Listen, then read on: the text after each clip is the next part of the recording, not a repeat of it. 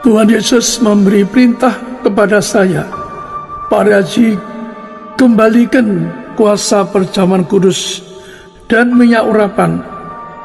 Di akhir zaman ini kita dijanjikan yang terima minyak dan anggur tidak dirusakkan. Secupak gandum sedinar dan 3 cupak jelai sedinar. Tetapi janganlah rusakkan minyak dan anggur itu. Minyak kudusmu mengurapiku, penuhiku dengan kemuliaan-Mu, tubuh darah-Mu sempurna. Puji Tuhan, saudara sekalian yang dikasihi oleh Tuhan Yesus Kristus, kita berjumpa lagi dalam program Mujizat. Program Mujizat adalah sebuah program yang menyatakan bahwa kuasa Tuhan Yesus tetap sama dahulu, sekarang, dan sampai selama-lamanya. Saudara, kami percaya saudara sekalian selalu berada dalam lindungan Tuhan Yesus Kristus. Tuhan di dalam 1 Petrus 3 ayat 9 menyatakan bahwa kejahatan dibalas dengan kejahatan, janganlah caci maki dibalas dengan maki, tetapi kita harus saling memberkati supaya kita memperoleh berkat. Karena untuk itulah kita dipanggil, yaitu memperoleh berkat. Saudara sekalian, marilah kita merespon firman Tuhan ini dengan berbuah roh di dalam hidup kita. Kalau kita mempunyai buah-buah roh dalam hidup kita, maka kita akan menuai hal-hal yang baik dalam hidup ini. Saudara sekalian, sekarang tiba saatnya kita akan mendengarkan firman Tuhan dari Gembala Sidang Gereja Tiberias Indonesia, Pendeta Dr. Yesaya Parianto.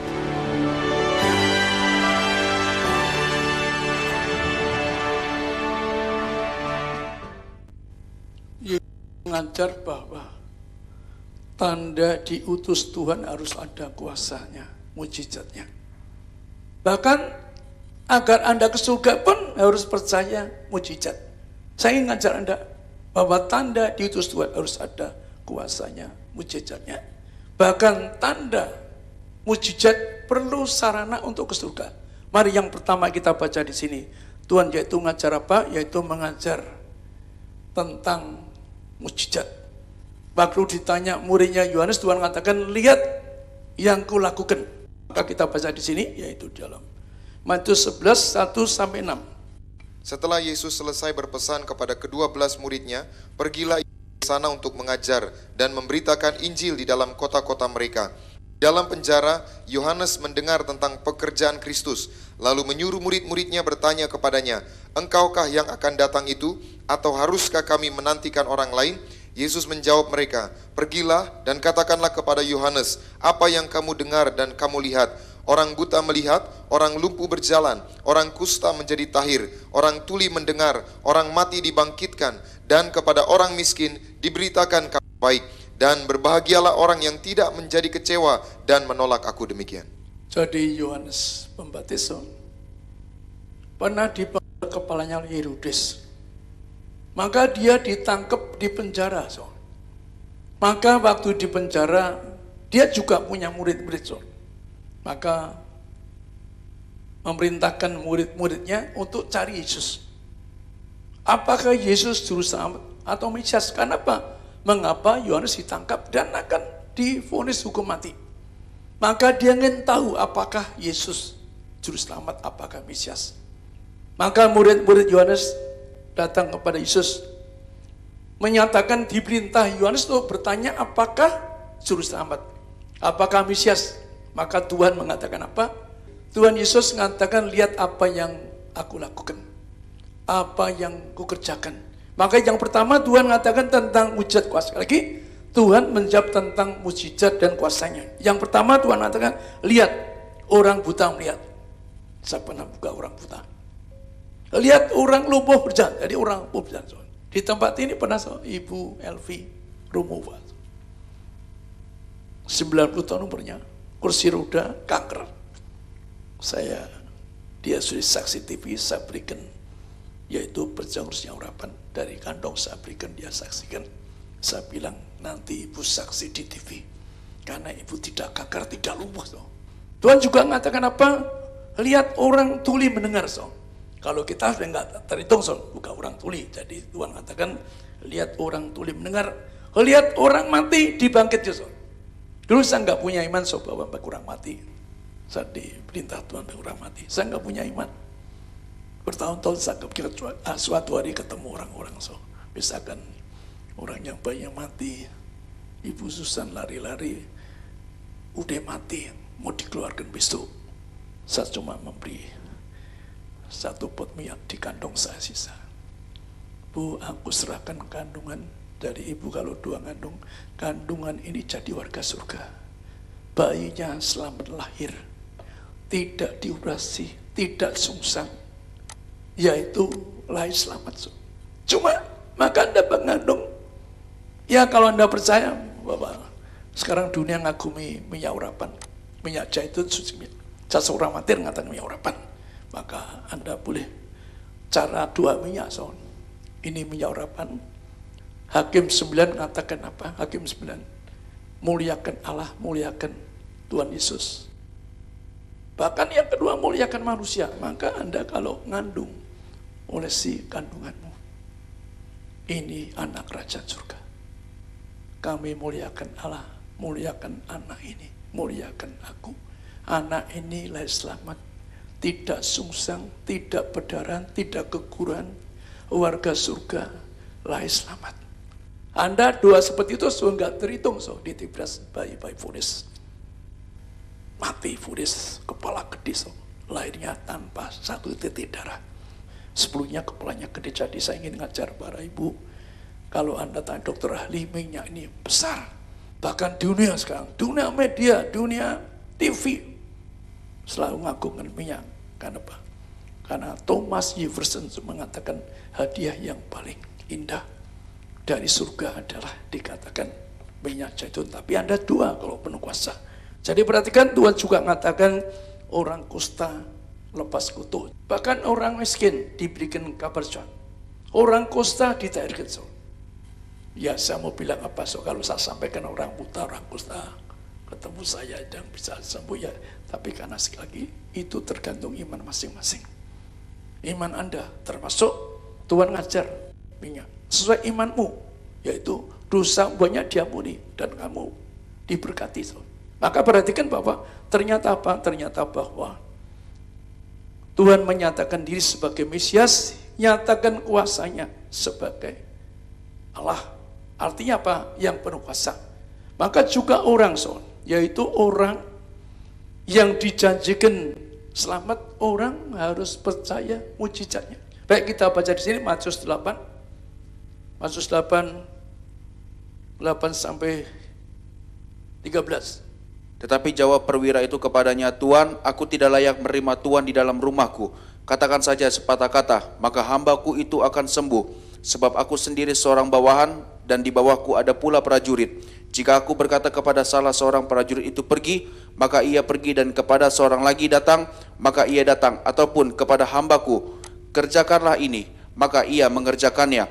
Setelah Yesus mendengar hal itu, heranlah ia dan berkata kepada mereka yang mengikutinya, aku berkata kepadamu, sesungguhnya iman sebesar ini tidak pernah aku jumpai pada seorang pun di antara orang Israel.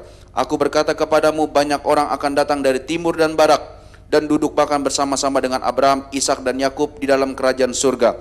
Sedangkan anak-anak kerajaan itu akan dicampakkan ke dalam kegelapan yang paling gelap. Di sanalah akan terdapat ratap dan kertak gigi. Lalu Yesus berkata kepada perwira itu, pulanglah dan jadilah kepadamu seperti yang engkau percaya. Maka pada saat itu juga sembuhlah hambanya. Demikian. Ada seorang perwira Romawi, maka namanya Cornelius. Dialah orang yang punya iman. Yesus ada kuasa.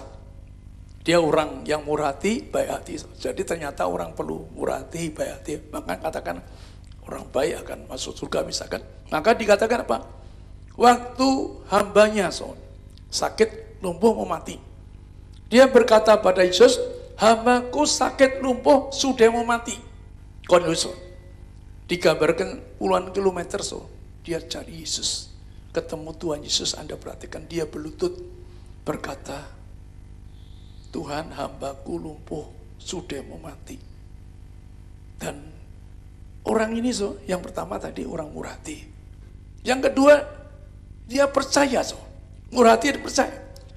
Tuhan katakan satu patah saja, sekali lagi. Satu patah saja, satu kata saja. Hambaku sembuh. Jadi betapa, dia imannya besar sekali, mengatakan satu kata saja, hambaku sembuh. Maka artinya apa? Artinya bahwa dia percaya Yesus Juru Selamat, mujizat. Kenapa? Karena artinya kata-kata mulutnya, kalau berkata satu kata, hambaku sembuh. Maka betapa kuasanya, maka. Jadi perhatikan apa?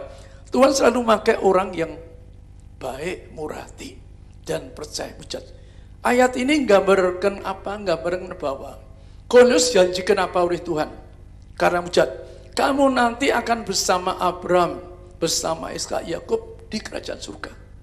Jadi karena Kornelius seorang Romawi, orang kafir, percaya mujizatnya, maka Tuhan langsung menjanjikan. Lagi punya arti apa? Ternyata orang ke surga. Yesus ngajar sini perlu percaya kuasa, perlu kuasa mujizatnya, perlu kuasa kesembuhannya. Anda perhatikan, setelah dia mengatakan Yesus satu kata, dan dikatakan saat itu juga hambanya betul sembuh, maka Tuhan langsung mengatakan, kamu nanti di surga bersama Abraham, Ishak, Yakub. Kita masuk kesaksian.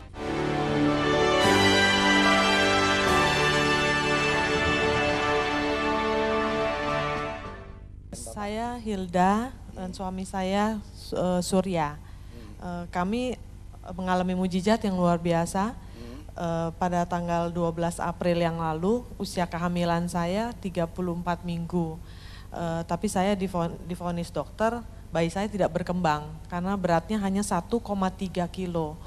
Dan harus dikeluarkan dalam 3 hari, karena kalau tidak dikeluarkan 1 minggu paling lama janin bisa meninggal karena tidak berkembang. Nah setelah itu terjadi hari Sabtu tanggal 12 April. Tanggal 13 April saya ke Tiberias Nias untuk bertemu Pak Pariaji. Lalu didoakan dengan minyak urapan 5 pot saya dikasih suruh minum setiap hari.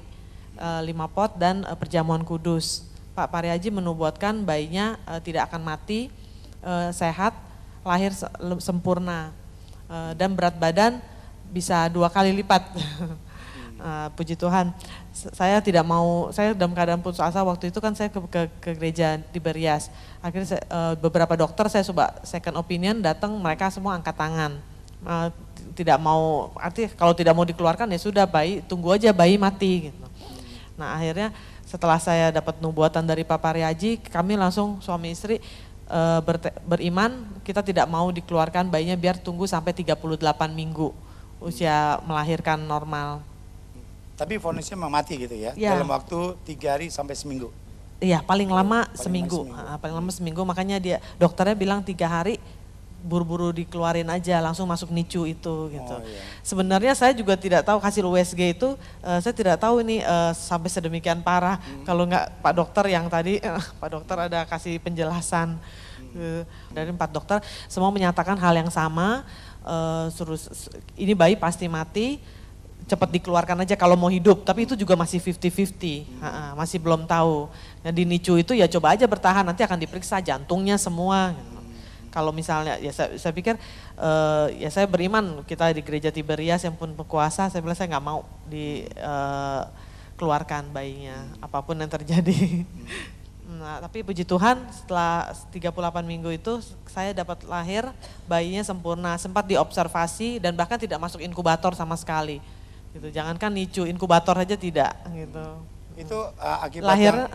Lahirnya 2,4 kilo Pak. 2,4 kilo.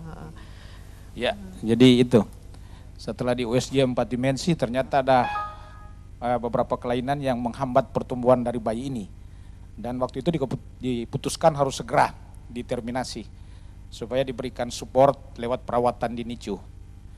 Dan kalau dia tidak dilakukan tindakan, vonis dokter itu kemungkinan besar dalam 1 minggu itu bisa meninggal. Waktu Bapak kasih 5 pot minyak urapan, Bapak Pariaji, Di situ saya yakin, saya percaya bahwa apa yang dikatakan Bapak Gembala Sidang kita itu pasti digenapi. Satu hal yang saya itu yang benar-benar saya imani bahwa itu pasti terjadi dan hasilnya terjadi. Kami bersyukur kami ada di gereja, kami di gereja Tiberias yang penuh kuasa, penuh mujizat. Meskipun vonisnya dokter mati anak saya, tapi anak saya bisa hidup tepat pas saat kehamilan sudah ini cukup umurnya. Ya, tepuk tangan untuk Tuhan Yesus, Tuhan berkati. Pak, Tuhan berkati. Ya, lanjut ya. Wilda, Tuhan berkati ya. Ya,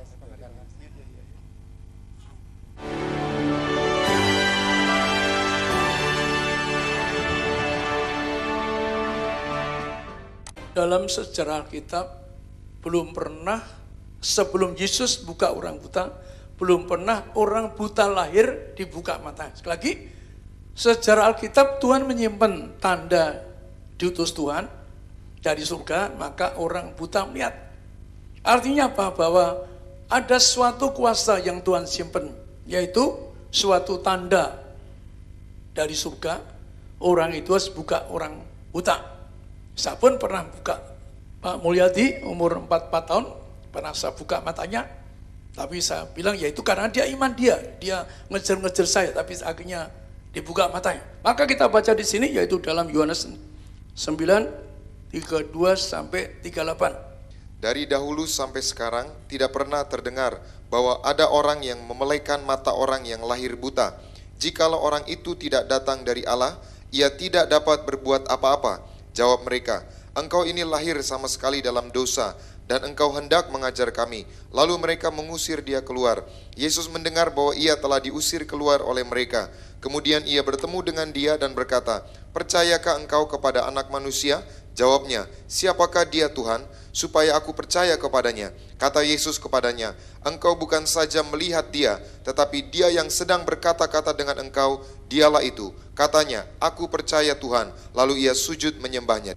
Maka Yesus menerangkan di sini bahwa yang jumpa engkau, yang bicara dengan engkau, itulah Mesias. Jadi Yesus nyatakan sebagai Mesias Juru Selamat, yaitu buka orang buta. Artinya Yesus nyatakan sebagai Mesias, yaitu dengan kuasanya, dengan mujizatnya, yaitu dengan buka orang buta. Maka Tuhan katakan tegas, yang bicara dengan kamu di depanmu itulah Mesias, kalau kamu percaya. Dan orang ini berlutut percaya. Jadi kadang-kadang memang orang perlu, maka itulah kalau orang kadang-kadang ada mujizat kuasa, katakanlah akhirnya percaya. Jadi perlu waktu. Saya pun kalau nggak dipuris operasi otak, bisa denger perintah baca Injil, saya nggak mau waktu saya lumpuh baru baca, dan setelah baca firman Allah tentang mujizat kuasa, maka saya juga disembuhkan dan saya diberi kuasa. Tuhan mengatakan aku beri kuasa seperti rasul-rasul, maka kami bisa membuktikan kuasanya karena kami dapat perintah mengembalikan kuasa kisah rasul. Amin. Mari kita doa. Siapapun yang perhatikan acara ini, agar mereka diberkati. Kami nangis orang sakit agar mereka tidak sakit, tidak miskin, tidak gagal. Berkati mereka sehat sempurna, tidak gagal, tidak sakit, tidak nganggur. Kami berdoa yang kedua yaitu bagi bangsa kami, agar diberkati bangsa kami yang makmur, yang damai, yang sukacita. Agar bangsa kami tetap berpegang pada yaitu Pancasilais, nasionalis, agar hidup yang damai sukacita. Kami berdoa sesuai firman-Mu Tuhan di Esra 6:10 bahwa doakan kaisarmu, pemimpinmu, bahkan keluarganya. Maka kami doa para pemimpin bangsa kami, beri kuasa untuk memimpin bangsa kami. Demikian juga Tuhan kami berdoa agar siapapun yang menyaksikan acara ini diberkati Tuhan. Kami doa agar mereka tidak sakit, tidak miskin, tidak bangkrut. Kami doa agar mereka juga jauhkan dari setan kuasa gelap. Dan kami doa mereka selamat surga. Dan kami doa agar mereka bersama keluarganya akan masuk surga. Kami doa dalam nama Tuhan Yesus. Amin.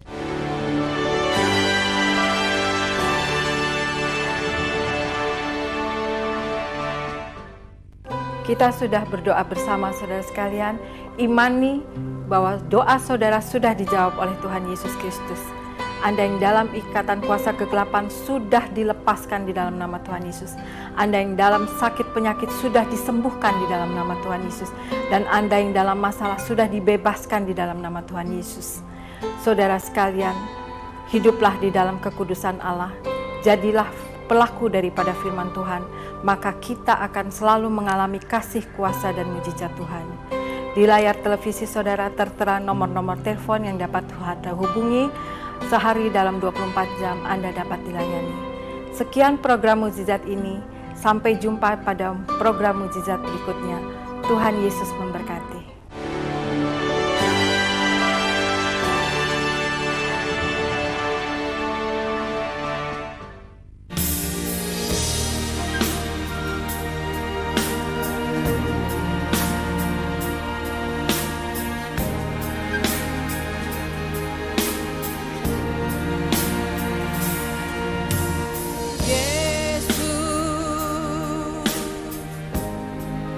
Kau telah mati bagiku, hapus dosaku. Yesus, Kau telah bangkit dari maut, beri kemenangan.